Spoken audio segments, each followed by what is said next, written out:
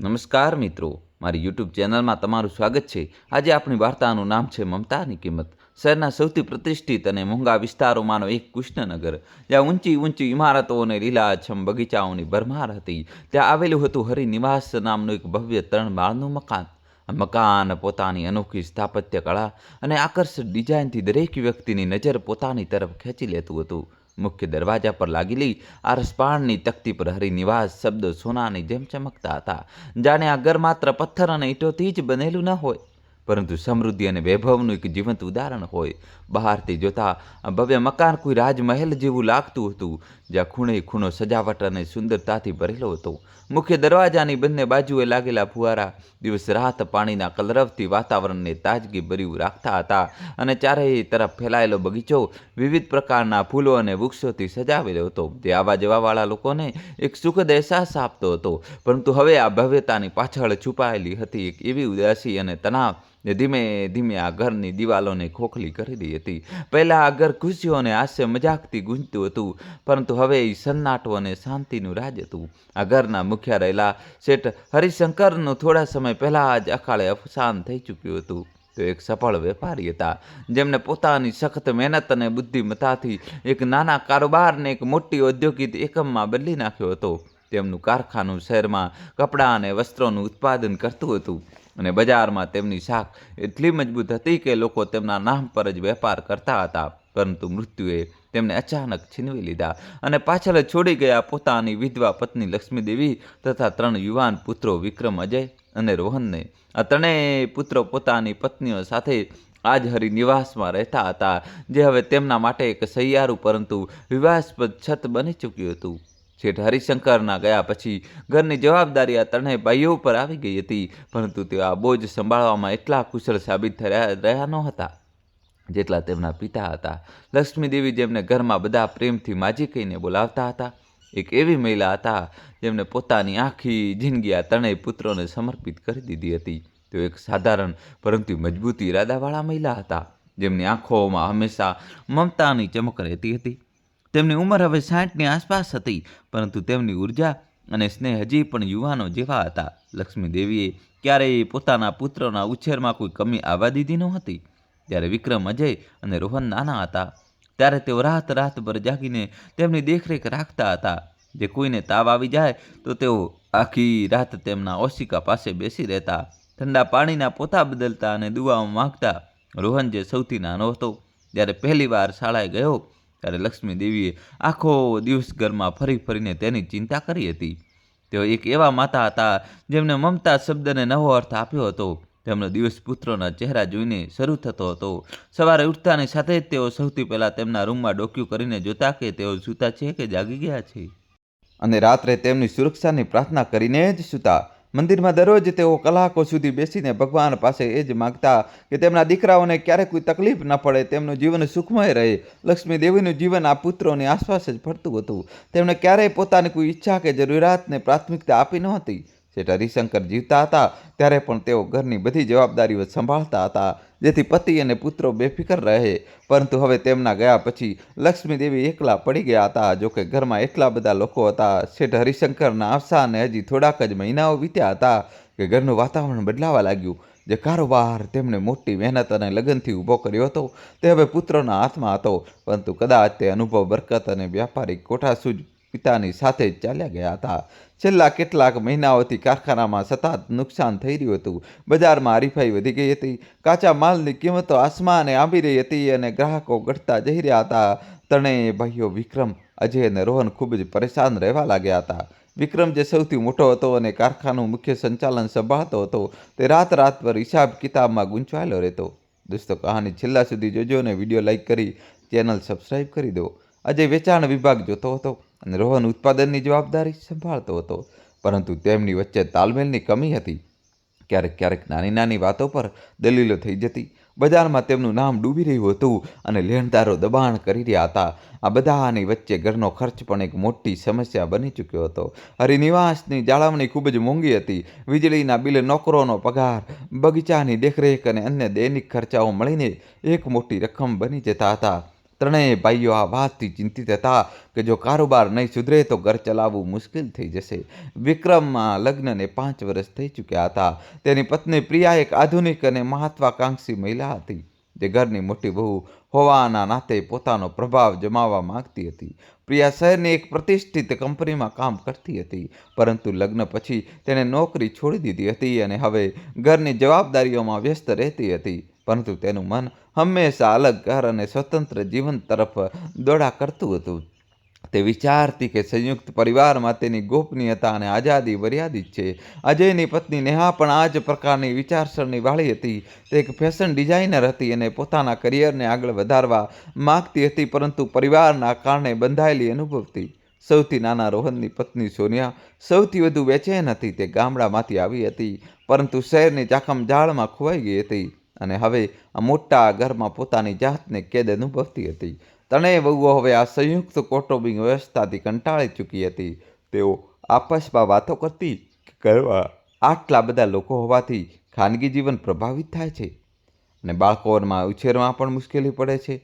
તેમના બાળકો વિક્રમનો દીકરો 4 વર્ષનો હતો, અજયને 2 દીકરીઓ હતી અને રોહનને નવજાત પુત્ર હવે મોટો થઈ રહ્યા હતા અને તેમને લગભગ રૂમની જરૂરિયાત વર્તાઈ રહી હતી. પરંતુ હરિનિવાસમાં બધું જ સહિયારું હતું, જે તેમના માટે અસુવિધાજનક બની રહ્યું હતું. અમે દેવી પોતાના મોટા ભાગનો સમય પોતાના રૂમમાં વિતાવતા હતા, જ્યાં એક નાનું મંદિર સ્થાપિત હતું. તેઓ સવારે ઉઠીને પૂજા કરતા, ભગવાનની મૂર્તિઓને સાફ કરતા, અગરબત્તી પ્રગટાવતા અને પછી કલાકો સુધી બેસીને પોતાના સ્વર્ગવાસ પતિ શેઠ હરિશંકરને યાદ કરતા. દોસ્તો, કહાની છેલ્લા સુધી જોજો અને ચેનલ સબસ્ક્રાઈબ કરી દો. તેમની યાદો અવારનવાર જૂના દિવસોમાં ખોવાઈ જતી. જ્યારે હરિશંકર ઘરે પાછા ફરતા ત્યારે તેઓ તેમના માટે ચા બનાવતા અને બંને વરંડામાં બેસીને વાતો કરતા. હવે તે વરંડો સૂનો હતો અને લક્ષ્મીદેવી એકલા બેસીને જૂની તસવીરો જોતા, અથવા તો તેઓ પોતાના પુત્રોની રાહ જોતા કે તેઓ કારખાનેથી પાછા ફરે, જેથી તેઓ તેમને પોતાના હાથે જમાડી શકે. લક્ષ્મીદેવીની રસોઈ કલા પ્રખ્યાત હતી. તેઓ જાત જાતની વાનગીઓ બનાવતા અને પુત્રોના મનપસંદ ભોજનની વિશેષ કાળજી રાખીને તૈયાર કરતા. પરંતુ હવે તેમને અહેસાસ થઈ રહ્યો હતો કે ઘરનું વાતાવરણ બદલાઈ રહ્યું છે. પહેલાં જ્યારે પુત્રો ઘરે આવતા ત્યારે સૌથી પહેલાં માતાના રૂમમાં જતા, તેમના ખબર અંતર પૂછતા અને તેમના પગે લાગતા. પરંતુ હવે તેઓ થાકેલા પાકેલા સીધા પોતપોતાના રૂમમાં ચાલ્યા જતા, જ્યાં તેમની પત્નીઓ રાહ જોઈ રહી હોય. લક્ષ્મીદેવી આ બદલાવ જોઈને દુઃખી થતા, પરંતુ કંઈ કહેતા નહીં. તેમના મનમાં એક અજાણ્યો ડર ઘર કરી રહ્યો હતો. ડર એ વાતનો કે ક્યાંક તેમના પુત્રોને સ્નેહ તેમનાથી દૂર ન થઈ જાય. પરંતુ તેઓ ચૂપ હતા, કારણ કે પોતાના પુત્રોને બેહદ પ્રેમ કરતા હતા અને ઈચ્છતા ન હતા કે તેમના કારણે ઘરમાં કોઈ પરેશાની ઊભી થાય. તે વિચારતા કે કદાચ કારોબારની ચિંતાઓ તેમને વ્યસ્ત રાખી રહી છે અને ટૂંક સમયમાં બધું ઠીક થઈ જશે. પરંતુ ઊંડાણમાં તેઓ જાણતા હતા કે કંઈક ખોટું થઈ રહ્યું છે. બીજી બાજુ કારોબારમાં નુકસાન વધતું જતું હતું અને ત્રણેય ભાઈઓ વચ્ચે પણ કડવાશ વધી રહી હતી. વિક્રમ અવારનવાર અજય અને રોહન પર આરોપ લગાવતો કે તેઓ પોતાનું કામ સરખી રીતે નથી કરી રહ્યા, જ્યારે અજય વિચારતો કે વિક્રમ બહુ કડક છે. રોહન, જે સૌથી નાનો હતો, તે વચ્ચે ફસાઈ જતો. ઘરમાં પણ આ તણાવ દેખાતો હતો. વહુ આપસમાં વાતો કરતી કે સાસુના કારણે ઘરનું વાતાવરણ બોજિલ થઈ રહ્યું છે. પ્રિયા કહેતી, જુઓ માજી, જૂના જમાનાના છે, તેમને આરામ જોઈએ, પરંતુ આપણે તો આખો દિવસ બાળકો અને ઘરમાં વ્યસ્ત રહીએ છીએ. નેહાએ સંમતિ દર્શાવતી, હા, અને ઘર આટલું મોટું છે, પણ ગોપનીયતા નથી. દરેક સમયે કોઈને કોઈ અહીં થઈ. સોનિયા સૌથી વધુ ફરિયાદ કરતી, મને તો લાગે છે કે અલગ ઘર લઈ લઈએ, જેથી આપણે આપણી રીતે જીવી શકીએ. આ વાતો લક્ષ્મીદેવી સુધી નહોતી પહોંચતી, પરંતુ ઘરની હવામાં ફેલાઈ જતી હતી. એક રાત્રે જમવાના ટેબલ પર જ્યારે આખો પરિવાર એકઠો હતો, ત્યારે શાંતિ છવાયેલી હતી. માત્ર ચમચીઓ અને પ્લેટોનો અવાજ આવી રહ્યો હતો. હરિનિવાસનો ડાઇનિંગ હોલ વિશાળ હતો, જ્યાં એક મોટા ટેબલ પર બધા બેસતા હતા. ટેબલ પર વિવિધ વાનગીઓ સજેલી હતી. દાળ, શાક, રોટલી, ભાત, સલાડ, બધું જ લક્ષ્મીદેવીના હાથે બનેલું. પરંતુ આજે વાતાવરણ અલગ હતું. ત્યારે જ અચાનક પ્રિયાએ વાત શરૂ કરી અને વિક્રમને કહ્યું, વિક્રમજી, સાંભળો, મને લાગે છે કે આપણે ઘરના ખર્ચા ઓછા કરવા પડશે. કારખાનાની હાલત તો તમારી સામે જ છે અને આ ઘરનો મેન્ટેનન્સ ખર્ચ પણ બહુ મોંઘો પડી રહ્યો છે. વીજળીનું બિલ એટલું જ હજારોમાં આવે છે. નોકરોની સેલરી, બગીચાની દેખરેખ, બધું મળીને કેટલો બોજ છે. તેના અવાજમાં એક પ્રકારની કડકાઈ હતી, જાણે તે પહેલાંથી જ વિચારીને આવી હોય. વિક્રમે હળવેથી માથું હલાવ્યું, પણ કહીને કહ્યું. ત્યારે જ નેહાએ તરત જ વાત ઉમેરતા કહ્યું, હા ભાભી, બિલકુલ સાચું કહી રહ્યા છે. અને એમ પણ આપણા બાળકો હવે મોટા થઈ રહ્યા છે, તેમને અલગ રૂમ જોઈએ, પોતાની સ્પેસ જોઈએ. આ ઘરમાં પ્રાઇવસી જેવી કોઈ વસ્તુ રહી નથી. દરેક સમયે કોઈને કોઈ અહીં તહીં ફરતું રહે છે. તેનો ઈશારો સાફ લક્ષ્મીદેવી તરફ હતો. જેઓ માથું ઝુકાવીને શાંતિથી જમી રહ્યા હતા. નેહાની વાતમાં એક છુપાયેલો કટાક્ષ હતો. જાણે તે કહી રહી હોય કે લક્ષ્મીદેવીની હાજરી જ સમસ્યા છે. સોનિયાએ પણ સંમતિ દર્શાવી. સાચે જ ભાભી, બાળકો શાળાએથી આવે છે તો તેમને ભણવા માટે શાંત જગ્યા જોઈએ, પરંતુ અહીં તો હંમેશા કંઈક ને કંઈક ચાલ્યા જ કરે છે. લક્ષ્મીદેવીએ ત્યાં જ અટકીને નવાઈથી પોતાની વહુઓને જોઈ. આજ સુધી આ વહુઓએ તેમની સામે ક્યારેય ઊંચા અવાજે વાત નહોતી કરી. તેઓ હંમેશા સન્માન આપતી, પરંતુ આજે તેમની વાતોમાં એક અલગ જ સૂર હતો. લક્ષ્મીદેવીના દિલમાં એક કસક ઉઠી. તેઓ વિચારી રહ્યા હતા કે શું તેમના કારણે ઘરમાં સમસ્યા થઈ રહી છે, પરંતુ તેઓ ચૂપ રહ્યા. વિક્રમે પોતાની પત્ની પ્રિયાને આંખ બતાવી, જાણે કહી રહ્યું હોય કે ચૂપ રહે, પરંતુ પ્રિયા અટકી નહીં. તે આગળ વધીને બોલી, જુઓ, ભાવનાઓથી ઘર નહીં ચાલતા. હવે વ્યવહારિક નિર્ણયો લેવા પડશે. માજી હવે વૃદ્ધ થઈ ચૂક્યા છે, તેમને આરામની જરૂર છે, અને આપણે આખો દિવસ ઘરના કામ અને બાળકોમાં વ્યસ્ત રહીએ છીએ. આપણે તેમનું આ રીતે ધ્યાન ન રાખી શકીએ જે રીતે રાખવું જોઈએ. કદાચ કોઈ સારી જગ્યા તેમની દેખરેખ થઈ શકે. તેની વાત અધવચ્ચે જ અટકી ગઈ, પરંતુ અર્થ સાફ હતો. આ વાતો લક્ષ્મીદેવીના દિલ પર કાંટાવાળા તીરની જેમ વાગી. તેમણે ક્યારે નહોતું વિચાર્યું કે તેમની વહુ તેમને બોજ સમજશે, પરંતુ ત્રણેય પુત્રો ખામોશ રહ્યા. વિક્રમે નજરો ઝુકાવી લીધી. અજય પ્લેટમાં જોવાનું શરૂ કરી દીધું અને રોહને પાણીનો ઘૂંટડો ભર્યો. આ જ ખામોશી લક્ષ્મીદેવી માટે સૌથી મોટી પીડા હતી. તેઓ સમજી ગયા કે તેમના પુત્રો પણ આ વિચાર સાથે સહમત છે.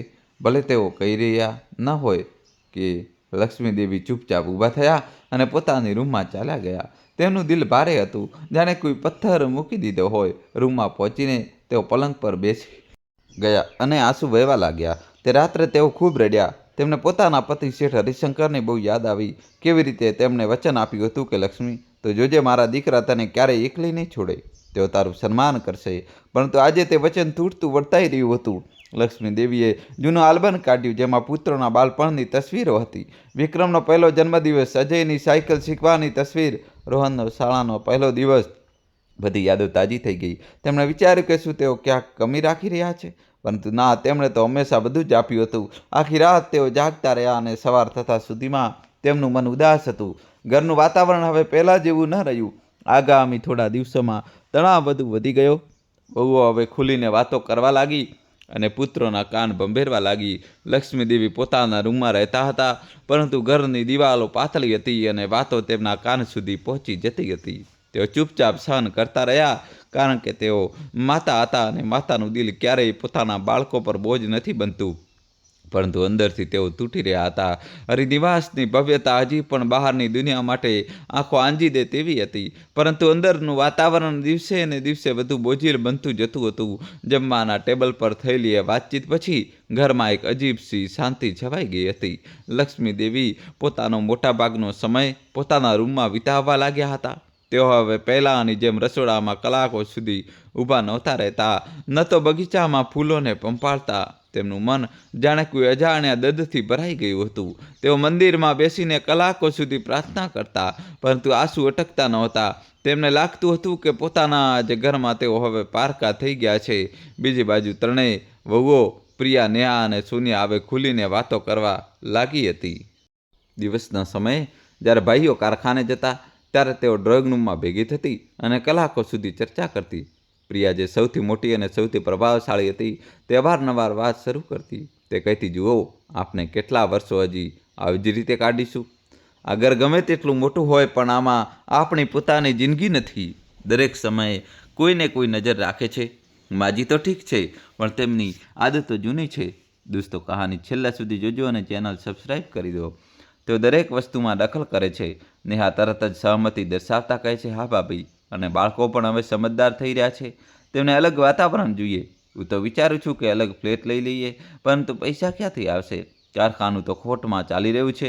સોનિયા આજે સૌથી નાની હતી અને સૌથી વધુ બેચેન હતી. તે કહે છે, મને તો અહીં રહેવું જ ગમતું નથી. ગામમાં આપણું ઘર નાનું હતું, પણ આપણું પોતાનું હતું. એ બધું સહિયારું છે અને માજીના કારણે આપણે મુક્તપણે જીવી શકતા નથી. તેઓ દરેક સમયે જૂની વાતો લઈને બેસી જાય છે. આ વાતોનો અસલી હેતુ ધીમે ધીમે સ્પષ્ટ થવા લાગ્યો હતો. ત્રણેય વહુઓએ આ ચૂપચાપ નક્કી કરી લીધું હતું કે ગમે તે રીતે લક્ષ્મી દેવીને ઘરના રસ્તામાંથી હટાવવાના છે. તેમને લાગતું હતું કે લક્ષ્મી દેવી આ ઘરની દરેક વસ્તુ પર પોતાનો અધિકાર રાખે છે. પછી તે રસોડું હોય, બગીચો હોય કે નિર્ણયો લેવાની રીત હોય, તેમની હાજરીમાં વહુઓ પોતાને પૂરી રીતે સ્વતંત્રતા અનુભવતી નહોતી. તે વિચારતી હતી કે જો લક્ષ્મી દેવી ના રહે તો ઘરને સરળતાથી વેચી શકાય છે અને દરેક વ્યક્તિ પોતાની જિંદગી અલગથી જીવી શકે છે. આ વિચાર પહેલાં તો હળવો સરખો હતો, પરંતુ દિવસે ને દિવસે આ એક નક્કર યોજનામાં બદલાઈ ગયો. એક બપોરે જ્યારે ભાઈઓ કારખાને ગયા હતા, ત્રણેય બહુઓ બગીચામાં બેઠી હતી. પ્રિયાએ ચાનો કપ રાખતા કહ્યું, સાંભળો, આપણે કંઈક કરવું પડશે. કારખાનાની ખોટ વધતી જાય છે. જો આમ જ ચાલશે તો બધું વેચાઈ જશે, પરંતુ જો આપણે ઘર વેચી લઈએ તો ઓછામાં ઓછો પોતાનો હિસ્સો તો બચશે. નેહાએ આંખો તરાડતા પૂછ્યું, પરંતુ માજી, તેઓ તો ક્યારેય માનશે નહીં. કાનૂની રીતે પણ આ ઘર તેમની માલિકીમાં છે.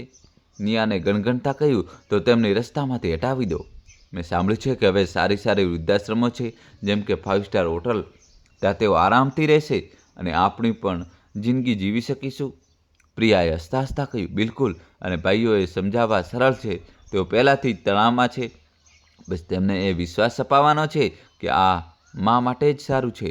આ રીતે એક ઘૃણાસ્પદ યોજના બનવા લાગી. પરંતુ આ યોજના એટલી ચાલાકીથી બનાવવામાં આવી કે લક્ષ્મી દેવીને આની ભનક પણ ના થઈ. તેઓ તો હજી પણ પોતાના પુત્રોના સારા ભવિષ્યની દુઆ માંગ્યા કરતા હતા. એક દિવસ બપોરે જ્યારે અજય પોતાની માના રૂમમાં આવ્યો, તે થોડો અસહજ લાગી રહ્યો હતો. લક્ષ્મી દેવી મંદિરમાં પૂજા કરી રહ્યા હતા. અજય દરવાજા પર ઊભા રહીને કહ્યું, માજી, તમને ખબર છે ને કે કારખાનાથી સ્થિતિ ખૂબ ખરાબ છે. અમારે કંઈક સંપત્તિ વેચવી પડી શકે છે, જેથી દેવું ઉતારી શકાય. લક્ષ્મી દેવીએ પૂજા કરી, પછી સ્નેહભરી નજરે અજયના માથા પર હાથ ફેરવ્યો અને બોલ્યો, બેટા, આ બધું તમારું જ તો છે. જે ચાહો તે કરો, બસ ઘરનો સુકૂન શાંતિ બરબાદ ન કરતા. હું તો બસ તમારા સુખની કામના કરું છું. અજય નજરો ચોરીને ઊભો રહ્યો. તેના મનમાં ચોરી હતી. તે જાણતો હતો કે આ બધું જૂઠ છે. કારખાનાનું નુકસાન એટલું નહોતું જેટલું બતાવવામાં આવી રહ્યું હતું. આ માત્ર એક બહાનું હતું જેથી માને બોજ સાબિત કરી શકાય. ખરેખર ત્રણેય ભાઈઓએ ગુપ્ત રીતે નક્કી કરી લીધું કે તેઓ જાયદાદને વહેંચીને પોતપોતાના હિસ્સા અલગ કરી લેશે.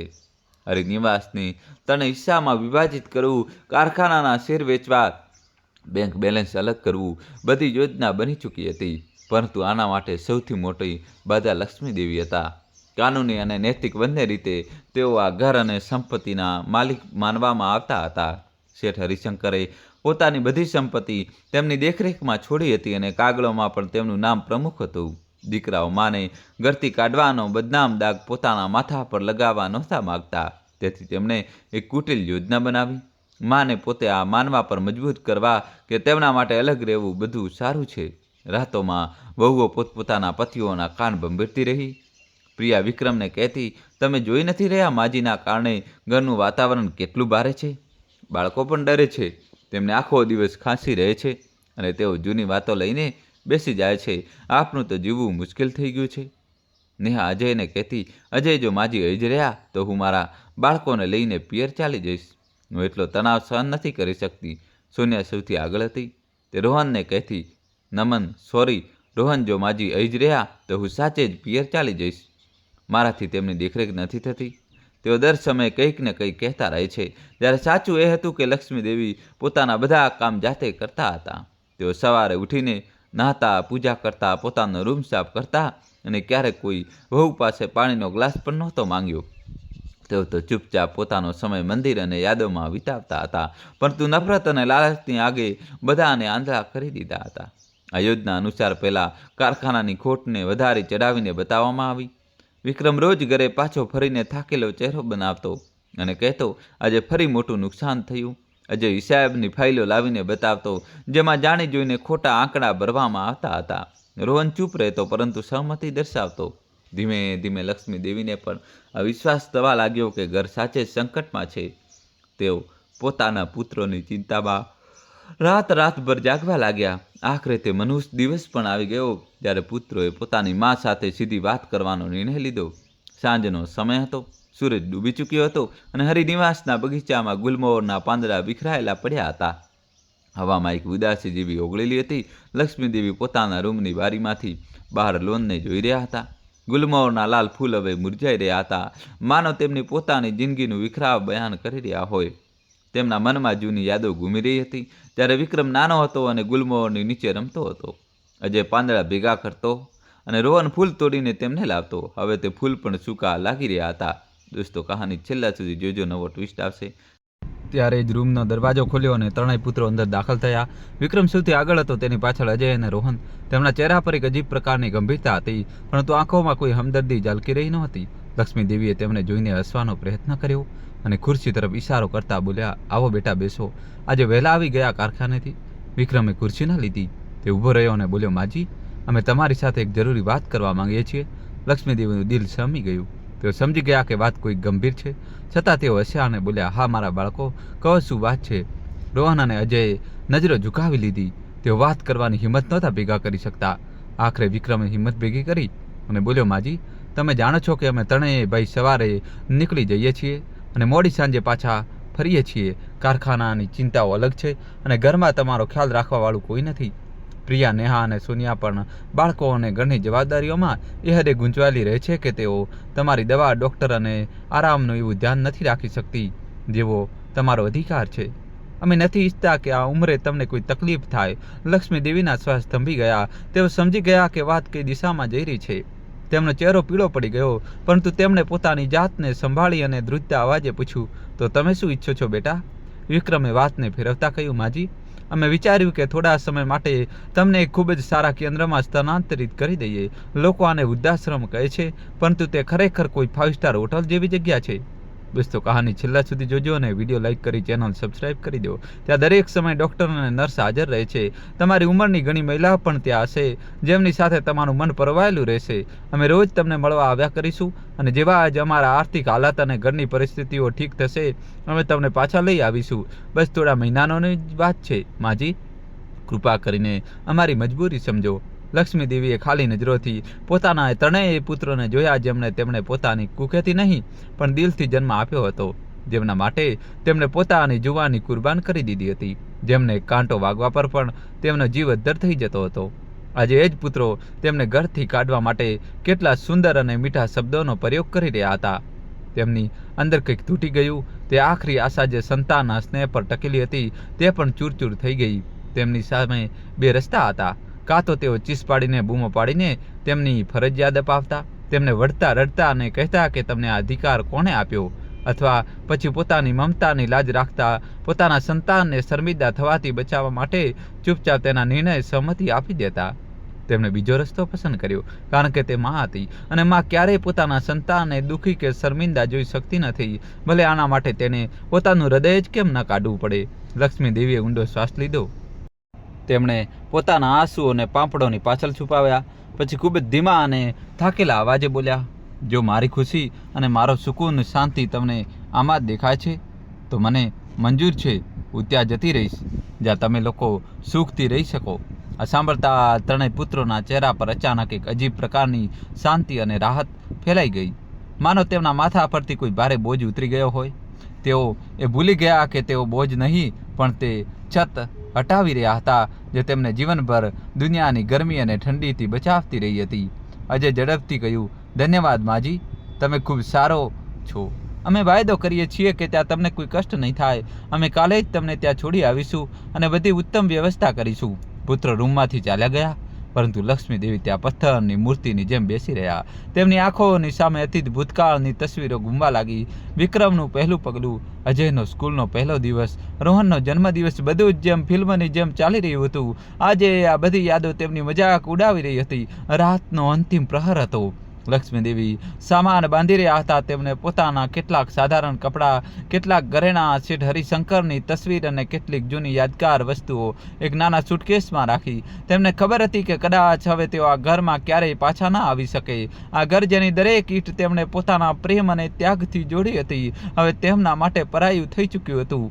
તેઓ બારીમાંથી બહાર જોઈ રહ્યા હતા. ચાંદનીમાં બગીચો ચમકી રહ્યો હતો, પરંતુ તેમનું દિલ અંધકારમાં ડૂબેલું હતું.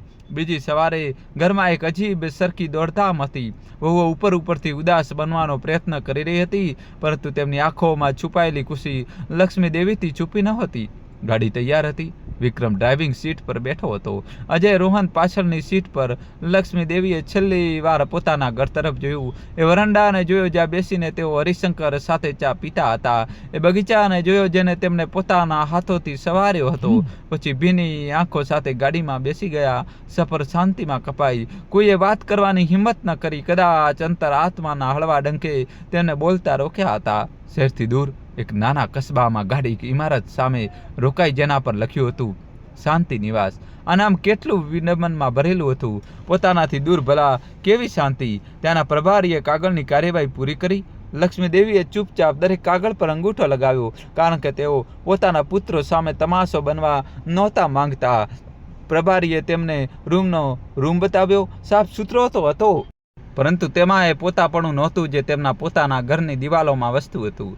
જ્યારે પુત્રો તેમને છોડીને જવા લાગ્યા ત્યારે લક્ષ્મી દેવીએ વિક્રમનો હાથ પકડી લીધો. તેમના હાથ ધ્રુજી રહ્યા હતા. તેઓ કદાચ કહેવા માંગતા હતા કે મને છોડીને ના જાઓ, મને આ એકલતાથી ડર લાગે છે, પરંતુ તેમણે માત્ર એટલું જ કહ્યું, પોતાનું અને તમારી પત્નીઓ બાળકોનું ધ્યાન રાખજો, આસપાસમાં લડતા નહીં, હળી મળીને રહેજો. વિક્રમે જલ્દીથી હાથ છોડાવ્યો અને બોલ્યો, માજી ચિંતા ન કરશો, અમે આવતા રહીશું. અને પછી તેઓ ત્રણેય ઝડપી પગલાંથી બહાર નીકળી ગયા, જાણે ત્યાંથી ભાગી જવા માંગતા હોય. દોસ્તો, કહાની છેલ્લા સુધી જોજો ને વિડીયો લાઈક કરી દો. લક્ષ્મી દેવી દરવાજા પર ઊભા રહ્યા. તેમને ત્યાં સુધી જોતા રહ્યા જ્યાં સુધી ગાડી નજરથી ઓજલ ગાયબ થઈ ગઈ. પછી તેઓ ત્યાં જ ચોખટ ઉંબરા પર બેસી ગયા અને તેમના આંસુઓનું પૂરું ઉમટી પડ્યું, જેને તેમને ક્યારનાય રોકી રાખ્યું હતું. તેઓ પૂરી રીતે એકલા અને બેસહારા થઈ ગયા હતા. જ્યારે તેમના 3 જુવાન પુત્રો જીવતા હતા. શાંતિ નિવાસની ઇમારત બહારથી સાફ સુથરી અને લીલાછમ દેખાતી હતી, પરંતુ અંદરનો માહોલ એક અજીબ ઉદાસીથી ભરેલો હતો.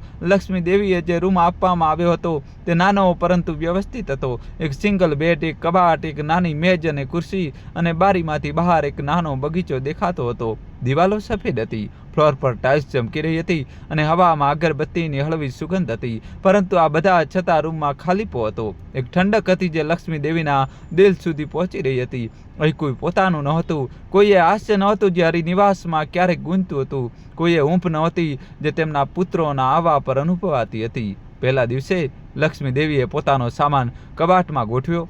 તેમણે શેઠ હરિશંકરની તસવીર મેજ પર મૂકી અને તેની સામે એક નાનો દીવો પ્રગટાવ્યો. પછી તેઓ બારી પાસે ખુરશી પર બેસી ગયા અને બહાર જોવા લાગ્યા. દૂર સુધી ફેલાયેલા મેદાનમાં કેટલીક વૃદ્ધ મહિલાઓ ટહેલી રહી હતી.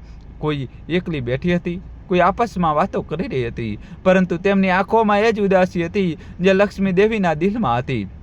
અહીં દરેકની વાર્તા એક સરખી હતી. પોતાના લોકોએ છોડી દીધા અને હવે જીવનના અંતિમ પડાવ પર એકલતાનો સાથ હતો.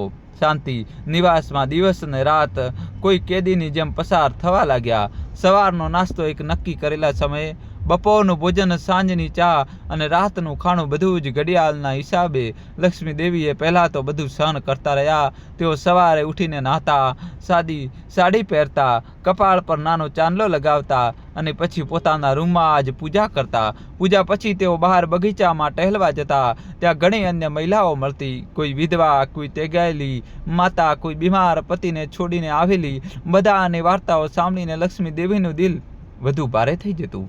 એક વૃદ્ધ મહિલા જેમનું નામ શાંતિબાઈ હતું અવારનવાર તેમની પાસે બેસતા અને કહેતા, દીકરી, અહીં બધાનું દર્દ એક શકરું છે. દીકરા બહુએ બોજ સમજીને છોડી દીધા, પરંતુ ભગવાન જોઈ રહ્યા છે. લક્ષ્મી દેવી હસતા અને કહેતા, હા દીદી, બધું ઠીક થઈ જશે. મારા દીકરા જલ્દી મને લેવા આવશે. ધીમે ધીમે લક્ષ્મી દેવી પણ આ જ દિનચર્યામાં સામેલ થઈ ગયા. તેઓ રોજ સવારે નાઈ ધોઈને તૈયાર થતા, સાડી પહેરતા, વાળ સરખા કરતા અને પછી મુખ્ય ગેટ પાસે જઈને બેસી જતા. ત્યાં એક બેન જતી જાતી રસ્તો સાફ દેખાતો હતો. તેઓ કલાકો સુધી બેસી રહેતા. આંખો ગેટ પર ટકેલી રહેતી કે કદાચ આજે વિક્રમની ગાડી આવે કે અજય અને રોહન દેખાય. તેઓ વિચારતા કે કદાચ તેમના દીકરાઓને તેમની યાદ આવી જશે, કદાચ તેમને પોતાની ભૂલનો અહેસાસ થઈ ગયો હશે. પરંતુ તેઓ દિવસો અઠવાડિયામાં બદલાતા ગયા, અઠવાડિયા મહિનાઓમાં, અને કોઈ ના આવ્યું. શરૂઆતમાં 1-2 ફોન જરૂર આવ્યા હતા. વિક્રમે એકવાર ફોન કર્યો અને કહ્યું, માજી, તમે ઠીક તો છો ને? અહીં બધું ઠીક છે? લક્ષ્મી દેવીએ ખુશ થઈને પૂછ્યું, બેટા, ક્યારે આવીશ મને લેવા? વિક્રમે વાત ટાળતા કહ્યું, બસ થોડો સમય વધુ, સંજોગો સુધરી જાય તો પછી. ફોન ઓછા થતા ગયા. ક્યારેક પ્રિયા ફોન કરતી અને કહેતી, માજી, બાળકો તમને યાદ કરે છે. પરંતુ અવાજમાં એ હૂંફ નહોતી જે પહેલાં હતી. આખરે ફોન પણ બંધ થઈ ગયા. લક્ષ્મી દેવીને જણાવવામાં આવ્યું કે વહુઓએ દીકરાઓને ભરોસે અપાવી દીધો હતો કે માજી ત્યાં ખુશ છે, ઘરના સંજોગો સારા થઈ રહ્યા છે, તેથી હવે તેમને પરેશાન ન કરવા જોઈએ. બીજી તરફ હરિનિવાસમાં લક્ષ્મી દેવીના ગયા પછી જાણે જશ્ન જેવો માહોલ હતો. વહુઓ હવે ખુલીને પોતાની મરજી ચલાવવા લાગી હતી. પ્રિયાએ ડ્રોઈંગ રૂમનું નવું ફર્નિચર વસાવ્યું, નેહાએ પોતાનું રસોડું અલગ બનાવ્યું અને સોનિયાએ પોતાના હિસ્સામાં નવું ટીવી લગાવ્યું. ત્રણેય ભાઈઓએ તરત જ મિલકત વેચવાનું કામ શરૂ કરી દીધું.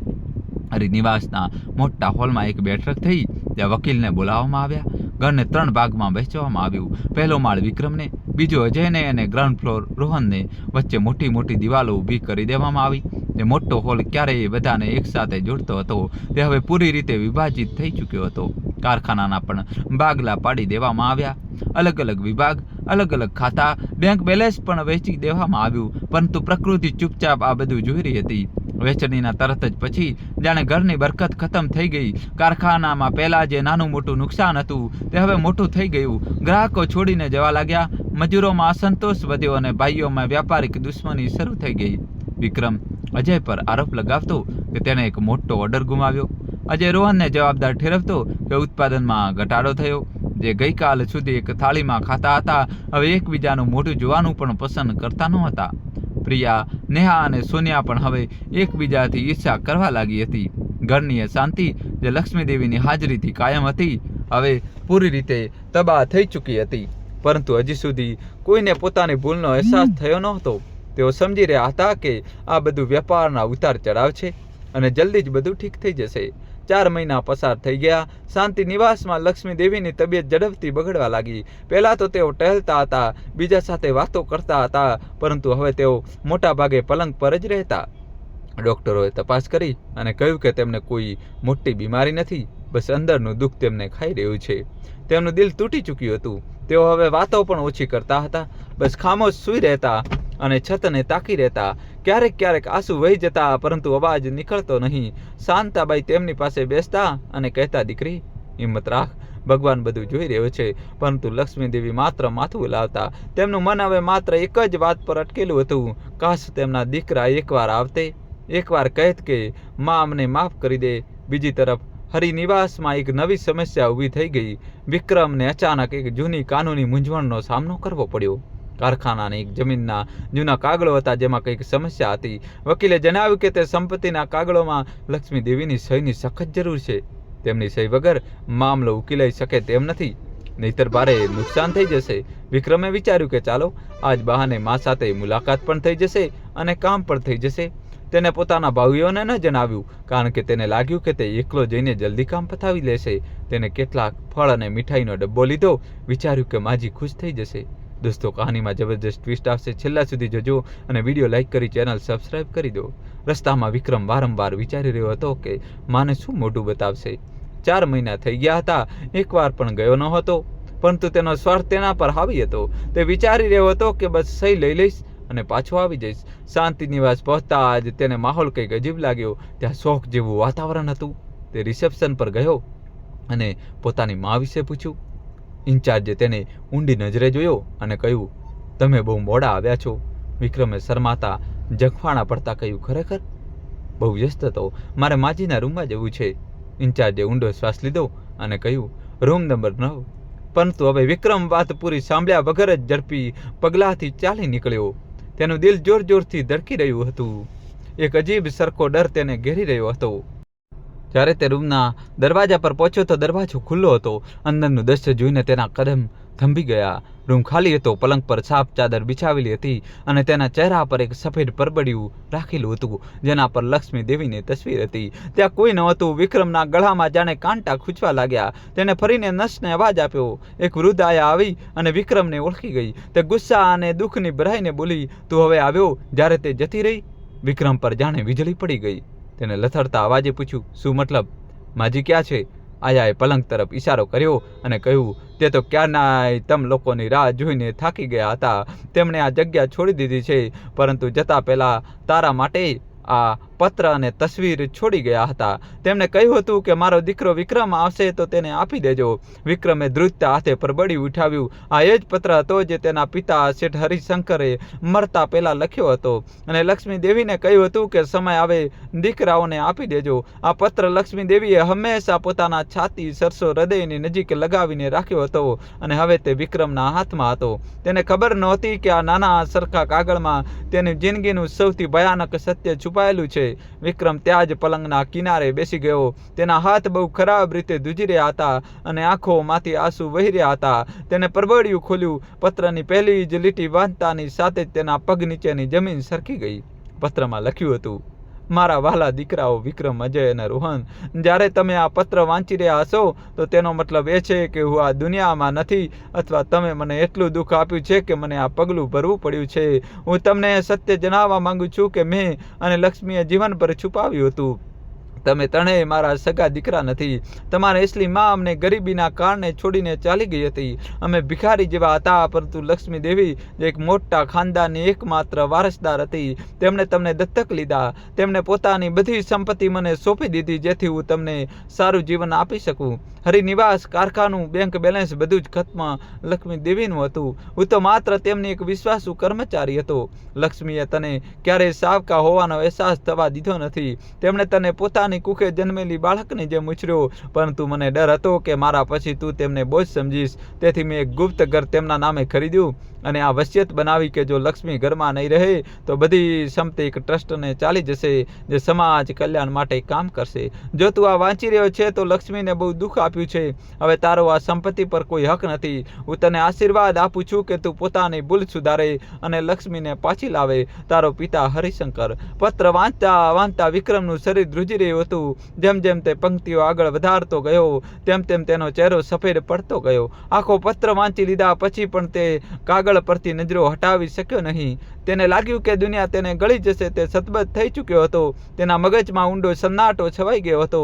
તેને યાદ આવ્યું કે જે સ્ત્રીને તેમણે વૃદ્ધાશ્રમમાં છોડી દીધી હતી તે કોઈ સામાન્ય સ્ત્રી નહોતી. તે તેમના જીવનની રખેવાળ હતી. તે બધી સંપત્તિ તેમની હતી અને હવે બધું ટ્રસ્ટને ચાલ્યું ગયું હતું. વિક્રમને પોતાની માતાનો ચહેરો યાદ આવ્યો. તે કરચલીઓ વાળો ચહેરો, તે લાચાર નજરો. આજે તેના દિલમાં એક જ લાચારી હતી. અચાનક તેને એક ઝટકો લાગ્યો. તેને યાદ આવ્યું કે તેના બે ભાઈઓ હજી સુધી આ સત્યથી અજાણ છે. તે પોતાની જગ્યા પરથી ઊભો થયો. ખુરશી પાછળ પડી ગઈ. તે પાગલોની જેમ રૂમની બહાર ભાગ્યો. હાથમાં તે પથ્થર લઈને તે ગાડીમાં બેઠો અને ઘર તરફ દોડ્યો. તેના મગજમાં માત્ર એક જ વાત હતી. પોતાના ભાઈઓને આ સત્ય જણાવવાનું છે કે હરિનિવાસ પહોંચતા જ તેને બધાને બોલાવ્યા. ત્રણે ભાઈઓ અને વહુઓ ભેગા થયા. વિક્રમે ધ્રુજતા હાથે પત્ર વાંચી સંભળાવ્યો.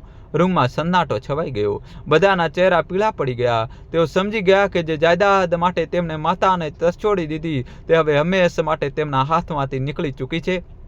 શહેરના એક શાંત અને ઓછી ચર્ચામાં રહેતા વિસ્તારમાં જ્યાં ઊંચી ઊંચી ઇમારતોની ભીડ નહોતી અને હવામાં હરિયાળીની સુગંધ ઓગળેલી રહેતી હતી, ત્યાં એક નાનું પરંતુ ખૂબ જ સુંદર અને આરામદાયક ઘર હતું. બહારથી જોવા પર આ ઘર સાધારણ લાગતું હતું. 2 માળનું સફેદ દિવાલો, લાલ છત અને ચારેય તરફ નાનો એવો બગીચો જ્યાં ગુલાબ અને ચમેલીના ફૂલો ખીલેલા રહેતા હતા.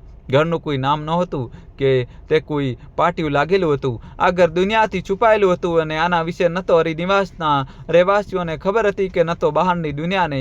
આ ઘર શેઠ હરિશંકરે ઘણા વર્ષો પહેલાં ગુપ્ત રીતે લક્ષ્મી દેવીના નામે ખરીદ્યું હતું અને વસિયતમાં સ્પષ્ટ લખ્યું હતું કે આનો ઉલ્લેખ દીકરાઓ સામે ક્યારેય ન કરવામાં આવે જ્યાં સુધી પરિસ્થિતિ હદથી બહાર ન વધી જાય. તે જ ઘરના એક આરામદાયક રૂમમાં લક્ષ્મી દેવી પલંગ પર ટેકો દઈને બેઠા હતા. રૂમ સાદો પરંતુ હૂંફથી ભરેલો હતો. લાકડાનું ફર્નિચર, હળવા રંગના પડદા અને દિવાલ પર શેઠ હરિશંકરની મોટી તસવીર. તેમની બાજુમાં મીના નામની એક યુવાન સહાયિકા બેઠી હતી જે ચમચીથી ગરમ સૂપ પીવડાવી રહી હતી. લક્ષ્મી દેવીનો ચહેરો હવે ફિક્કો પીળો પડી ચૂક્યો હતો. આંખોની નીચે ઊંડા કાળા કુંડાળા ઉપસી આવ્યા હતા અને તેમનું શરીર નબળું પડી ગયું હતું. તેમના હાથ ધ્રુજી રહ્યા હતા અને મોઢું ખોલવામાં પણ તકલીફ થઈ રહી હતી. મીના ખૂબ જ પ્રેમ અને સાવધાનીથી તેમને ખવડાવી રહી હતી. વચ્ચે વચ્ચે દિલાસો આપી રહી હતી. માલકીન જી, હિંમત રાખો, આ સૂપ પી લો, આનાથી તાકાત આવશે. દવા પણ ખાવાની છે. પરંતુ લક્ષ્મી દેવીની નજરો ખુલ્લી બારીની બહાર આકાશ પર ટકેલી હતી. ત્યાં વાદળો ઘેરાતા જઈ રહ્યા હતા, બિલકુલ તેમની જિંદગીની જેમ. તેમનું વૃદ્ધાશ્રમમાં રહેવાનું હવે પૂરું થઈ ચૂક્યું હતું. બલકે એમ કહો કે તેમની આશાનો અંતિમ દીવો પણ બુઝાઈ ચૂક્યો હતો. તેઓ હવે આ ગુપ્ત ઘરમાં હતા જ્યાં કોઈ પહોંચી શકતું ન હતું. ખરેખર લક્ષ્મી દેવીનું શાંતિ નિવાસથી આ ઘરમાં આવું કોઈ અચાનક લીધેલો નિર્ણય ન હતો. ન તો કોઈ સહયોગ હતો, આની પાછળ ઊંડો આઘાત હતો, તૂટેલું મન હતું અને એક માતાનો અંતિમ નિર્ણય હતો. થયું એવું કે જે દિવસે વિક્રમ વૃદ્ધાશ્રમ પહોંચ્યો હતો તેનાથી બરાબર 1 દિવસ પહેલા સવારમાં લક્ષ્મી દેવીના વકીલનો ફોન શાંતિ નિવાસની ઓફિસમાં આવ્યો હતો. વકીલ સાહેબ શેઠ હરિશંકરના ખૂબ જૂના અને વફાદાર મિત્ર હતા. તેઓ ઘરની બધી પરિસ્થિતિથી વાકેફ હતા. દોસ્તો, હજી કહાની બાકી છે, છેલ્લા સુધી જોજો. વિડીયો લાઇક કરીને જલ્દીથી દોસ્તો ચેનલ સબસ્ક્રાઇબ ન કરી હોય તો જલ્દીથી દોસ્તો ચેનલને સબસ્ક્રાઇબ કરી દેજો અને અંત સુધી જોડાયેલા રહેજો. હવે મિત્રો કહાનીમાં જબરજસ્ત ટ્વિસ્ટ આવવાનો બાકી છે. તેમણે લક્ષ્મીદેવી સાથે વાત કરીને ખૂબ જ દુઃખી અવાજે કહ્યું, ભાભી, મને હમણાં જ વિક્રમનો ફોન આવ્યો હતો. તે જૂની સંપત્તિના કાગળો માટે તમારી સહી માંગી રહ્યો છે. મેં તેને જણાવ્યું કે તેના પર તમારી સહી જરૂરી છે, તેથી તે આજે જ તમારી પાસે આવવાનો છે. પરંતુ અફસોસની વાત એ છે કે તમારી તબિયત પૂછવા કે તમને પાછા લઈ જવા નથી આવી રહ્યો, ફક્ત સહી લેવા આવી રહ્યો છે, જેથી તે સંપત્તિ વેચી શકે. આ સાંભળતા જ લક્ષ્મી દેવીના હાથમાંથી ફોન પડતા બચ્યો. તેમના દિલના કોઈ ખૂણામાં હજી પણ એક નાનકડી આશા બચેલી હતી. કદાચ તેમના દીકરા તેમને યાદ કરીને આવશે, કદાચ તેમને પોતાની ભૂલનો અહેસાસ થઈ જશે અને તેઓ તેમને લેવા આવશે. તેમણે પોતાની બધી પીડા અને એકલતા આ જ આશામાં સહન કરી હતી કે કદાચ તેમની તબિયતની કોઈને ચિંતા હશે. તેઓ નહોતા ઈચ્છતા કે સંપત્તિની લાલચ તેમના સંબંધો પર ભારી પડે, પરંતુ વકીલની આ વાતોએ તેમનો ભ્રમ પણ તોડી નાખ્યો. હવે તેમને પૂરો ભરોસો થઈ ગયો કે તેમના પુત્રોના દિલ પૂરી રીતે કઠોર થઈ ચૂક્યા છે અને ત્યાં માતા માટે કોઈ જગ્યા બચી નથી. તે જ ક્ષણે તેમણે નિર્ણય કરી લીધો કે તેઓ એ દીકરાઓનું મોઢું પણ નહીં જુએ જે માત્ર સ્વાર્થ માટે તેમના ઉભરે આવશે. તેમણે વકીલને કહ્યું કે ગાડી મોકલી દો, હું હવે અહીં નહીં રહું. ગાડી આવતા પહેલાં તેમણે તે જૂની પેટી ખોલી જે તેઓ પોતાની સાથે લાવ્યા હતા. તેમાંથી તેમણે તે સીલબંધ પરબડિયું કાઢ્યું જે શેઠ હરિશંકરે મરતી વખતે તેમને આપ્યું હતું. હરિશંકર દૂરદર્શી વ્યક્તિ હતા. તેઓ જાણતા હતા કે તેમના સંતાનોમાં લાલચની પ્રવૃત્તિ છે. મરવાના થોડા દિવસ પહેલાં તેમણે લક્ષ્મી દેવીને કહ્યું હતું, લક્ષ્મી, હું જાણું છું તું બાળકોને પોતાના જીવથી પણ વધારે પ્રેમ કરે છે, પરંતુ મને ડર છે કે મારા પછી આ જ તને હેરાન કરશે. જો ક્યારેય પરિસ્થિતિ અહીં સુધી પહોંચી જાય કે તેઓ તને ઘરમાંથી કાઢી મૂકે અથવા તારું અપમાન કરે તો તું આ પરબડિયું ખોલજે અને આ ઘરમાં ચાલી જજે જે ગુપ્ત રીતે તારા નામે ખરીદ્યું છે. તે સમયે લક્ષ્મી દેવીએ રડતા રડતા તેમના મોઢા પર હાથ મૂકી દીધો હતો અને કસમ ખાધી હતી કે આવી નોબત ક્યારેય નહીં આવે. પરંતુ આજે પરિસ્થિતિએ તેમને મજબૂર કરી દીધા. તેમણે તે પરબડિયાને પલંગના ઓશિકા પાસે રાખી દીધું, પોતાની આંગળી તેના પર રાખીને, જેથી જ્યારે વિક્રમ આવે તો તેની નજર તરત જ તેના પર પડે. આ કોઈ સામાન્ય ગોઠવણ નહોતી. આ એક અરીસો હતો જે તેઓ પોતાના પુત્રોને બતાવવા ઈચ્છતા હતા. તેઓ ઈચ્છતા હતા કે જ્યારે તેઓ માત્ર મતલબ માટે આવે તો તેમને તે સચ્ચાઈ મળે જે તેમની જિંદગી બદલી નાખે. પછી તેમણે દિલ પર પથ્થર મૂકીને શાંતિ નિવાસ છોડી દીધું અને વકીલની મોકલેલી ગાડીમાં બેસીને આ ગુપ્ત ઘરમાં આવી ગયા. હવે તેઓ અહીં સુરક્ષિત હતા, પરંતુ તેમનું દિલ પૂરી રીતે ઉજ્જડ થઈ ચૂક્યું હતું. મીનાએ સૂપનો વાટકો એક તરફ રાખ્યો અને પાણીનો ગ્લાસ તેમની તરફ લંબાવ્યો. લક્ષ્મી દેવીએ એક ઘૂંટડો પીધો અને થાકેલા અવાજે પૂછ્યું, મીના, વકીલ સાહેબનો કોઈ ફોન આવ્યો? મીનાએ નામાં હાથું હલાવ્યું. લક્ષ્મી દેવી જાણતા હતા કે અત્યાર સુધીમાં તે પત્ર વિક્રમના હાથમાં પડી ચૂક્યો હશે. તેઓ ધીરજ રાખી શકતા હતા, પરંતુ તે ક્ષણે તેમના દીકરાઓના દિલ પર શું વીતી રહ્યું હશે આ વિચારીને એક માતા હોવાના નાતે તેમનું મન તૂટી જતું હતું. તેમનું દિલ તડપી ઉઠ્યું. કાશ તેઓ તે સમયે પોતાના દીકરાની પાસે હોત અને તેને સંભાળી લેત. પરંતુ ફરી તેમને યાદ આવ્યું કે આ જ દીકરાઓ એ તેમને એકલા અને બેસહારા છોડી દીધા હતા. તેમણે આંખો બંધ કરી લીધી અને આંસુની બે ધારા ગાલ પર સરી પડી. તેઓ વિચારી રહ્યા હતા કે લોકો કહે છે કર્મનો હિસાબ શરૂ થઈ ચૂક્યો છે. જે સચ્ચાઈ તેઓ જીવનભર છુપાવીને બેઠા હતા હવે એ જ તોફાન બનીને તેમના દીકરાઓ તરફ વધી રહી છે. દીકરાઓનું પાગલપન અને તેમની શાંતિ આ જ વાતની સાબિતી હતી. જ્યારે તકરીબ હિસાબ લે છે ત્યારે માણસના બધા મનસૂબાઓ ધરેલા અને ધરેલા રહી જાય છે. લક્ષ્મી દેવીએ નિર્ણય કરી લીધો હતો કે તેઓ હવે ક્યારેય આ દીકરાઓની જિંદગીમાં સામેલ નહીં થાય. માતૃત્વના આ સંઘર્ષમાં આજે માતા જીતી ગઈ હતી. તેઓ દુનિયાને બતાવવા નહોતા ઈચ્છતા કે તેમના સગા દીકરાઓએ તેમની સાથે શું કર્યું, પરંતુ હવે તેઓ વધુ અપમાન સહન કરવા પણ નહોતા ઈચ્છતા. તેથી તેમણે પોતાને પૂરી રીતે સમેટી લીધા હતા. એ હરિનિવાસમાં વિક્રમના આવ્યા પછી માનો કયામત આવી ગઈ હતી. વિક્રમ હાંફતો ઘરમાં દાખલ થયો અને બધાને ડ્રોઈંગ રૂમમાં ભેગા કરી લીધા. ત્રણેય ભાઈઓ સોફા પર બેઠા હતા અને વહુઓ આશ્ચર્યથી તેને જોઈ રહી હતી. વિક્રમના હાથમાં તે પત્ર ધ્રુજી રહ્યો હતો. અજયે ગભરાઈને પૂછ્યું, ભાઈ, શું થયું? તમે આ રીતે કેમ બૂમો પાડી રહ્યા છો? અને માજી ક્યાં છે? સહી? સહીનું નામ સાંભળીને વિક્રમ ઝેરેલું હસ્યો અને પોતાને ટેબલ પર પછાડ્યો. તે બોલ્યો, તને સહીની પડી છે? આપણે બરબાદ થઈ ગયા છીએ. અજય, આપણે તબાહ થઈ ગયા છીએ. રોહન આગળ વધ્યો. વિક્રમના હાથમાંથી પત્ર લીધો અને વાંચવાનું શરૂ કર્યું. જેમ જેમ વાંચતો ગયો તેમ તેમ તેનો ચહેરો ફિક્કો પડતો ગયો અને તે સોફા પર ઢળી પડ્યો. પ્રિયા, નેહા અને સોનિયાએ બેચેનીથી પત્ર તરફ જોયું. વિક્રમ તાડુક્યો, વાંચો. બધા સાંભળો કે આપણા પિતાએ આપણા માટે શું લખ્યું છે. અને પછી તેણે તે રાજ ઉગલી લીધું જે તેના સીનામાં સળગી રહ્યું હતું. જે સ્ત્રીને આપણે વૃદ્ધાશ્રમમાં છોડી આવ્યા હતા તે આપણી સગી માતા નહોતી. આપણી સગી માતા આપણને ગરીબીના ડરથી છોડીને ભાગી ગઈ હતી. આપણે ભિખારીઓના બાળકો હતા અને લક્ષ્મી દેવીને આપણને દત્તક લીધા. આ બધી સંપત્તિ, હરિનિવાસ, કારખાનું, બેંક બેલેન્સ બધું તેમનું હતું. આપણા પિતા માત્ર તેમના નોકર હતા. કાનૂની રીતે અસલી વારસદાર માત્ર માજી છે અને જો તેઓ ઘરમાં નથી તો બધું જ ટ્રસ્ટને ચાલ્યું જશે. રૂમમાં મોત જેવો સન્નાટો છવાઈ ગયો. પ્રિયાના મોઢામાંથી અનાયાસે ચીસ નીકળી ગઈ. નેહાનો ચહેરો સફેદ પડી ગયો. સોનિયા રડવા લાગી. જો જાયદાદના ઘમંડમાં તેઓ લક્ષ્મી દેવીને જૂતીની અણી પર રાખતી હતી તે ખરેખર રેતીની દિવાલ સાબિત થઈ હતી. અજય ધ્રુજતા અવાજે પૂછ્યું, તો હવે શું થશે?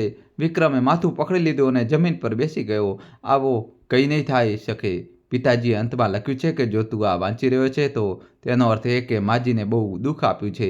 તેથી પૂરી સંપત્તિ ટ્રસ્ટને ચાલી જશે. આપણે રોડ પર આવી ગયા છીએ. સન્નાટા પછી રડવા ચીખવાનો અવાજ આવવા લાગ્યો. વહુઓ પોતપોતાનો હિસ્સો યાદ કરીને રડી રહી હતી. ભાઈઓને હવે સમજાયું કે લક્ષ્મી દેવી કેમ હંમેશા શાંત રહેતા હતા.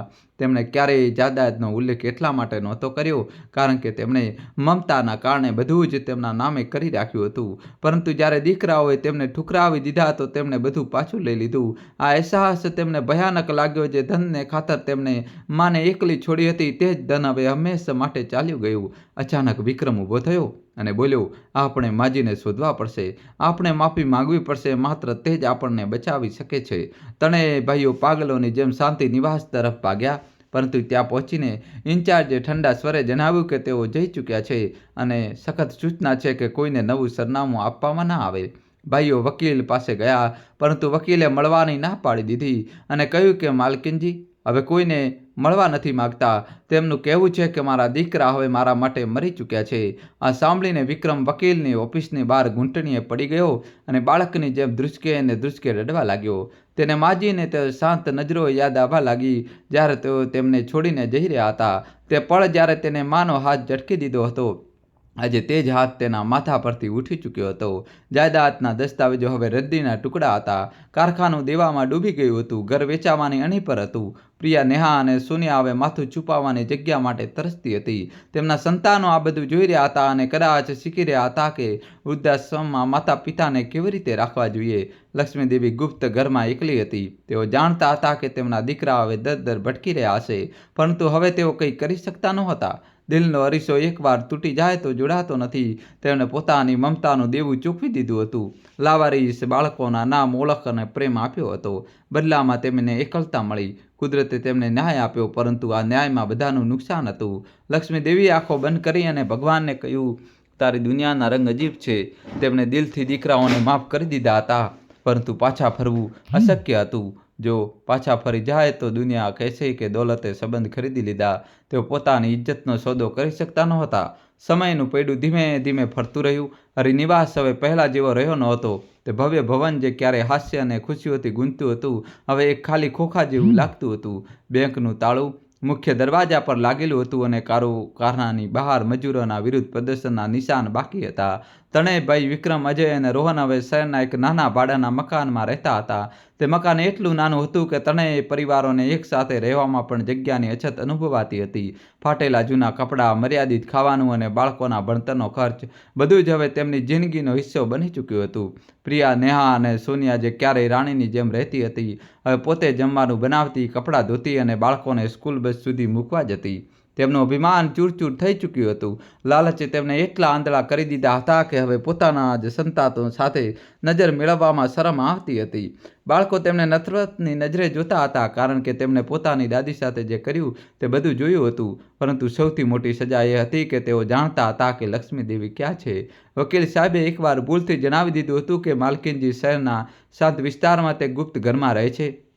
તણેભાઈ રોજ સાંજે તે વિસ્તારમાં જતા અને દૂરથી તે નાના ઘરને જોતા જ્યાં બારીમાંથી ક્યારેક મીનાની ઝલક મળતી.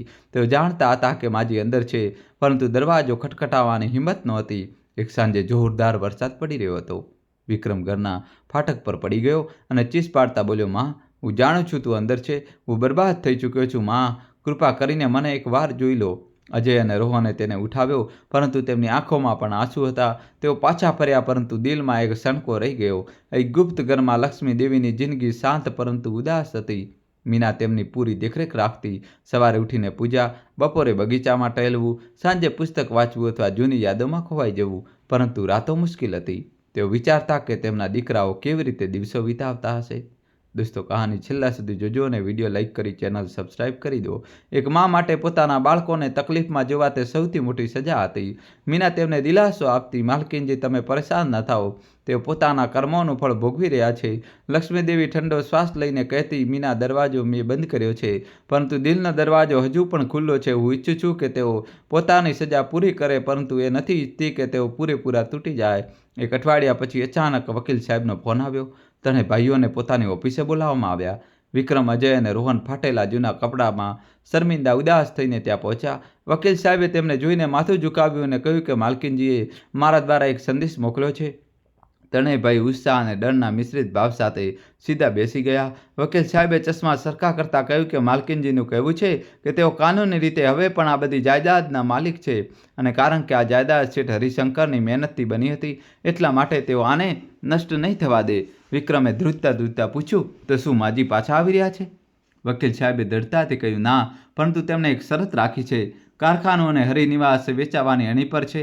તેમણે નક્કી કર્યું છે કે તેઓ આને હરાજી નહીં થવા દે. પોતાના અંગત ખાતામાંથી મોટી રકમ ચૂકવીને તમામ દેવું પતાવી દેશે. અજયની આંખોમાં આંસુ આવી ગયા. માએ આપણને બચાવી લીધા. વકીલ સાહેબે આગળ કહ્યું, પૂરી રીતે નહીં. માલકીનજીએ કારખાનું અને હરિનિવાસને પોતાના નામે એક ધર્માદા ટ્રસ્ટમાં બદલી દીધું છે. નામ છે હરિશંકર લક્ષ્મી સ્મૃતિ ટ્રસ્ટ. આ ટ્રસ્ટ સમાજ કલ્યાણ માટે કામ કરશે. અનાથ બાળકોનું ભણતર, વૃદ્ધોનું દેખરેખ, ગરીબોની મદદ. રોહને પૂછ્યું, અને અમે? વકીલ સાહેબે એક પરબડિયું કાઢતા કહ્યું, માલકીનજીએ લખ્યું છે કે તમે ત્રણેય શેઠ હરિશંકરના વેપારને ચલાવવામાં કેટલાય વર્ષો લગાવ્યા છે. એટલા માટે તમે અત્યારે કારખાનાના સંચાલન મેનેજમેન્ટ માટે સૌથી યોગ્ય છો. પરંતુ હવે તમે માલિક નહીં, પરંતુ કર્મચારી હશો. ટ્રસ્ટ માટે કામ કરશો. કારખાનાનો બધો નફો ટ્રસ્ટના માધ્યમથી સમાજ પર ખર્ચ થશે. તમને ફક્ત એટલો જ પગાર મળશે જેનાથી તમે સન્માનજનક રીતે તમારું જીવન ચલાવી શકો. ત્રણેય સતબદ્ધ રહી ગયા. આ સજા કરતાં વધુ એક મુક્તિ હતી. તેમનો અહંકાર ચૂરચૂર થઈ ચૂક્યો હતો. ઓછામાં ઓછી તેમની જિંદગી પાટા પર આવી શકતી હતી. તેમણે તરત જ પ્રસ્તાવ સ્વીકારી લીધો. બીજા દિવસથી વિક્રમ, અજય અને રોહને નવેસરથી કામ શરૂ કર્યું. તેઓ હવે માલિક નહીં પણ સમર્પિત કર્મચારી હતા. તેમણે પોતાની જૂની સાંજ શોકત છોડીને જમીન પર ઉતરીને કામ કરવું પડ્યું. સવારે વહેલા ઉઠવું, કારખાને જવું, મજૂરો સાથે વાત કરવી, ઉત્પાદન જોવું, હિસાબ રાખવો, બધું જ જાતે કરવું પડતું હતું. તેઓ મોડી રાત સુધી કારખાનામાં રોકાતા, ન માત્ર સંચાલન માટે પરંતુ ટ્રસ્ટના સામાજિક કાર્યોને પણ જોતા. ટ્રસ્ટે અનાથાશ્રમ શરૂ કર્યો, વૃદ્ધો માટે ફક્ત દવાનો ઇંતજામ કર્યો અને ગરીબ બાળકોને સ્કૂલે મોકલવાનું શરૂ કર્યું. વહુઓ માટે આ પરિવર્તનમાં સાથે હતી. પ્રિયા, નેહા અને સોનિયા હવે હરિનિવાસના એક નાના ભાગમાં રહેતી હતી, જે ટ્રસ્ટનું મુખ્યાલય બની ચૂક્યું હતું. તેઓ ટ્રસ્ટના કાર્યક્રમોમાં સક્રિય થઈ ગઈ. અનાથ બાળકો માટે જમવાનું બનાવવું, વૃદ્ધો માટે દવાઓ ભેગી કરવી, સ્કૂલમાં બાળકોને ભણાવવા. તેમને હવે ક્ષણે ક્ષણ અહેસાસ થતો હતો કે જે ઐશ્વર્ય તેઓ પોતાની માનતી હતી તે ખરેખર લક્ષ્મીદેવીની મમતા અને ત્યાગનું ફળ હતું. હવે જ્યારે તેઓ પોતાની મહેનતને મર્યાદિત પગારથી ઘર ચલાવતી તો તેમને માજીની કુરબાનીઓ સમજાતી હતી. 1 વર્ષ વીતી ગયું. ત્રણેય ભાઈઓએ પૂરી ઈમાનદારી અને નિષ્ઠાથી ટ્રસ્ટનું કામ સંભાળ્યું. કારખાનું ફરીથી નફામાં આવી ગયું. નવી મશીનો લાગી, નવા ઓર્ડર આવ્યા અને મજૂરો ખુશ હતા. બધો નફો ટ્રસ્ટમાં જતો જે હવે શહેરમાં પ્રખ્યાત થઈ ચૂક્યું હતું. અનાથ બાળકોની સ્કૂલ ચાલી રહી હતી. વૃદ્ધોનો આશ્રમ બની રહ્યો હતો. એક દિવસ ત્રણેય ભાઈ ટ્રસ્ટની સ્કૂલમાં બાળકોને ભણાવ્યા પછી થાકીને બેઠા હતા. બાળકો તેમને અંકલ કહીને બોલાવતા હતા અને તેમની આંખોમાં સન્માન હતું. ત્યારે જ વકીલ સાહેબે તેમને મળવા આવ્યા. મુસ્કુરાતા બોલ્યા, તમે ત્રણેય ખૂબ સારું કામ કર્યું છે. માલકીનજી, આપ લોકોના કામથી સંતુષ્ટ છે? અજય પૂછ્યું, વકીલ સાહેબ, શું હવે માજી અમને એકવાર જોવાની પરવાનગી આપશે? વકીલ સાહેબે એક કાગળ તેમને પકડાવ્યો. માલકીનજીએ કહ્યું છે કે હવે તેઓ તમને મળશે, પરંતુ એક શરત પર. તમારે તેમને વચન આપવું પડશે કે તમે ક્યારેય પણ તેમના માટે સંપત્તિ કે માલિક શબ્દનો ઉપયોગ નહીં કરો. તેમનું કહેવું છે કે તેઓ તમને ત્યારે જ માફ કરી શકે છે જ્યારે તમે એ સાબિત કરી દો કે તમારા માટે તેમનાથી વધીને કંઈ નથી. પછી વકીલ સાહેબે તેમને ગુપ્ત ઘરનું સરનામું અને એક નાનું જૂનું તાંબાનું કોડું સોંપ્યું જે શેઠ હરિશંકરે લક્ષ્મીદેવીને આપ્યું હતું. બીજા દિવસે ત્રણેય ભાઈઓ અને તેમની પત્નીઓ તૈયાર થયા. કોઈ મોંઘી ભેટ નહીં, કોઈ સંપત્તિના કાગળ નહીં, ફક્ત ટ્રસ્ટના બાળકો દ્વારા બનાવવામાં આવેલી નાની નાની હસ્તકલાની વસ્તુઓ. વિક્રમે તાંબાના કડાથી દરવાજો ખટખટાવ્યો. દરવાજો મીનાએ ખોલ્યો. અંદર એક શાંત, સુગંધિત અને પ્રેમપૂર્ણ વાતાવરણ હતું. લક્ષ્મીદેવી પલંગ પર નહીં પરંતુ લિવિંગ રૂમની આરામદાયક ખુરશી પર બેઠા હતા. તેમની તબિયત હવે સારી હતી. આંખો પીળી નહીં પરંતુ ઊંડી શાંતિથી ભરેલી હતી. ચહેરા પર એ જ મમતાનો ભાવ હતો જે વર્ષો પહેલાં હતો. દોસ્તો, જલ્દીથી વિડીયો લાઈક કરી તમારા ભાઈ માટે ચેનલ સબસ્ક્રાઈબ કરી દો. વિક્રમ, અજય અને રોહન તેમના પગમાં પડી ગયા અને ધ્રુસકે રડવા લાગ્યા. આ રડવું લાલચનું નહીં, પ્રાયશ્ચિતનું હતું. પ્રિયા, નેહા અને સોનિયાએ પણ પગે લાગીને માફી માંગી. લક્ષ્મી દેવીએ તેમને ઉઠાવ્યા અને ગળે લગાવ્યા. તેમની અવાજમાં એ જ જૂની ઊંફ હતી. મને તમારા પર ગર્વ છે મારા દીકરાઓ. તમે દોલતમાંથી મુક્તિ મેળવી જે સંબંધોને ખાઈ જાય છે. સોનિયાએ રડતા રડતા કહ્યું, માજી, અમે તમને ખૂબ દુઃખ આપ્યું. લક્ષ્મી દેવીએ તેમના માથા પર હાથ ફેરવ્યો અને બોલી, માફ કરવાનું તમે તે જ દિવસે કરી દીધું હતું જે દિવસે મેં તે ઘર છોડ્યું. પરંતુ હું તમને એ પાઠ શીખવવા માંગતી હતી કે જે માં તમને જીવન આપી શકે છે તે તમારી પાસેથી તમારું લાલચ પણ છીનવી શકે છે. માતૃત્વનો સૌથી સોદો પૈસાથી નથી થતો. તેઓ બધા કલાકો સુધી બેઠા રહ્યા, જૂની વાતો કરી, હસ્યા, રડ્યા. લક્ષ્મી દેવી તે ગુપ્ત ઘરને છોડીને આવ્યા નહોતા, પરંતુ હવે તે દરવાજો હંમેશા માટે ખુલ્લો હતો. ત્રણે ભાઈ હવે પણ પગાર પર કામ કરતા હતા, પરંતુ પહેલાં કરતાં ક્યાંય વધુ સુખી અને સંતુષ્ટ હતા. તેમનું સૌથી મોટું સુખ એ હતું કે માજીએ તેમને માફ કરી દીધા હતા અને તેઓ કોઈ પણ શરત વગર તેમની પાસે જઈ શકતા હતા. હરિનિવાસ અને કારખાનું હવે સમાજ કલ્યાણનું કેન્દ્ર બની ચૂક્યા હતા. તેમના બાળકો ટ્રસ્ટની સ્કૂલમાં ભણતા હતા અને માનવીય મૂલ્યો શીખ્યા હતા. લક્ષ્મી દેવીની વાર્તા શહેરમાં એક બોધપાઠ બની ગઈ. લોકો કહેતા કે માની મમતા એ અમૂલ્ય ખજાનો છે જેની સામે દુનિયાની બધી દોલત ફીકી છે. જે પોતાની માના સન્માનને ઠુકરાવે છે તે માત્ર દોલત નહીં પરંતુ પોતાના આત્મા અને જીવનનું સાચું સુખ પણ ગુમાવી બેસે છે. માતા પિતાનું સન્માન જ વ્યક્તિનું સૌથી મોટું ધન અને કર્મ છે. ત્રણેય ભાઈ હવે પણ તે ગુપ્ત ઘરની પાસે જાય છે, પરંતુ હવે તે દરવાજો સજા નહીં પરંતુ મમતા અને આશીર્વાદનું પ્રતીક છે. તેઓ જાણે છે કે માં ભલે જન્મ આપનારી હોય કે પાલન કરનારી, તે માં જ હોય છે અને તેના કદમો નીચે સ્વર્ગ હોય છે. તો મિત્રો, આજની આ વાર્તા આપ સૌ લોકોને કેવી લાગી નીચે કોમેન્ટ બોક્સમાં લખીને અમને જરૂર જણાવો. જો આ વાર્તા આપ સૌ લોકોને સારી લાગી હોય તો પ્લીઝ આ વિડીયોને લાઈક અને શેર જરૂર કરો અને મારી ચેનલને સબસ્ક્રાઈબ કરવાનું ભૂલતા નહીં. તો મળીએ એક નવી વાર્તા સાથે. અને દોસ્તો, તમારે કોમેન્ટમાં તમારા ભાઈ માટે જય શ્રી કૃષ્ણ તો કોમેન્ટમાં લખવું જ પડશે. જલ્દીથી દોસ્તો કોમેન્ટમાં જય શ્રી કૃષ્ણ લખી દો અને વિડીયો તમારા મિત્રો અને ગ્રુપમાં શેર કરી દો. ધન્યવાદ.